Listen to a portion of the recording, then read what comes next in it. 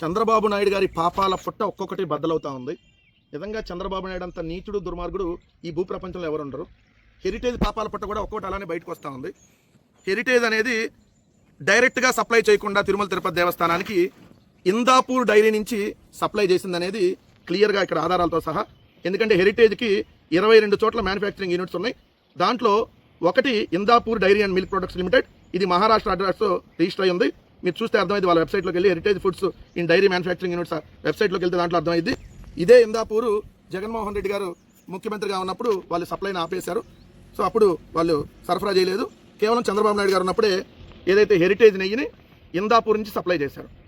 Heritage వాళ్ళు డైరెక్ట్గా supply చేయాలి. హెరిటేజ్కి ఏదైతే తిరుపతిని అనుకుని చంద్రగిరి దగ్గర కూడా మ్యానుఫ్యాక్చరింగ్ ప్లాంట్ ఉంది, కానీ అక్కడి నుంచి సప్లై చేయాలి, ఇందాపూర్ నుంచి సప్లై చేశారు. అది హెరిటేజ్ అని ఎవరికి తెలియకుండా. అదొకటే కాదు, అలానే హర్యానాలో ఉన్నటువంటి జై అంబే మా అగ్రో, హర్యానాలోని జై అంబే మా అగ్రో, ఇది కూడా హెరిటేజ్కి సంబంధించినటువంటి మ్యానుఫ్యాక్చరింగ్ యూనిట్. సో దీని పేరుతో కూడా ఏదైతే 2016లో 2,25,000 కేజీలు సప్లై చేశారు. అంటే చంద్రబాబు నాయుడు గారు హెరిటేజ్ డైరెక్ట్గా కల్తీ అని అందరికీ తెలుసు కాబట్టి ఈ కల్తీ నెయ్యిని ఇందాపూర్ డైరీ నుంచి, అదేవిధంగా ఇక్కడ హర్యానాలోని ఎంబేమా అగ్రో నుంచి సప్లై చేశారు. ఏదైతే 2016 ఆ టైంలో మరి తక్కువ రేటుకే దాన్ని కూడా సప్లై చేయడం జరిగింది. మరి నాణ్యత లేనిదే కదా, కల్తీ అనే కదా.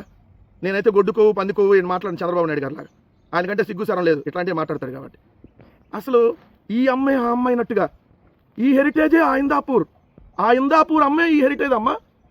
ఆ ఇందాపూర్ నుంచి హెరిటేజ్ ఎట్లా అయింది? ఎక్కడో ఉన్న మహారాష్ట్రలో ఉన్న ఇందాపూర్ అమ్మ ఇక్కడ హెరిటేజ్ అమ్మ రూపంలో ఎలా వచ్చింది? ఆయన ఒక ఆయన ఉంటాడు, ఆంధ్రప్రదేశ్కి డిప్యూటీ సీఎం, కానీ ఆయన ఉండేది మాదాపూర్, తెలంగాణలోని మాదాపూర్. ఆడేమో మాదాపూర్, ఏడేమో ఇందాపూర్. వాహ్, మొత్తం దొరికిపోతా ఉన్నారు. మీ పాపాల పొట్ట ఎలా బయటకు వస్తుందో చూడండి.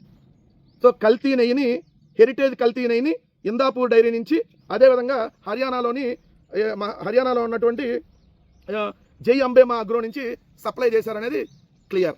మళ్ళీ ఇప్పుడు ఇందాపూర్ డైరీ నుంచి మళ్ళీ హెరిటేజ్ నెయ్యిని సప్లై చేస్తూ ఉన్నారు ఇప్పుడు కూడా అనేది, ఇప్పుడు వీళ్ళు మళ్ళీ ప్రభుత్వంలోకి వచ్చినాక అనేది కూడా మళ్ళీ స్పష్టంగా కనపడతా ఉంది. అంటే ఎంత మోసం చేస్తూ ఉన్నాడు చంద్రబాబు నాయుడు గారు, దేవుడితో రాజకీయాలు ఆడుతూ ఉన్నాడు. ఇదేంటంటే ముందు ఇక్కడ కల్తీ అని చెప్పి జనాల మెదడులోకి విషయాన్ని ఎక్కించేయాలి. ఎందుకంటే తక్కువ రేట్లోకి తీసుకున్నారు కాబట్టి కల్తీ అని చెప్పేసి ఇప్పుడు ఇలా ఇష్టం ఉందంటే అడ్డగోలు రేటుకి హెరిటేజ్ నెయ్యిని తిరుమల తిరుపతి దేవస్థానాలకి సప్లై చేయాలి. ముందేమో అనఫిషియల్గా ఇందాపూరు, లేదంటే మాదాపూరు, ఇంకో బందాపూర్ పేర్లతో, రేపు డైరెక్ట్గా హెరిటేజ్ పేరుతోనే సప్లై చేస్తారు. సో ఇది పెద్ద కుట్ర అనేది క్లియర్గా అర్థమవుతుంది కదా.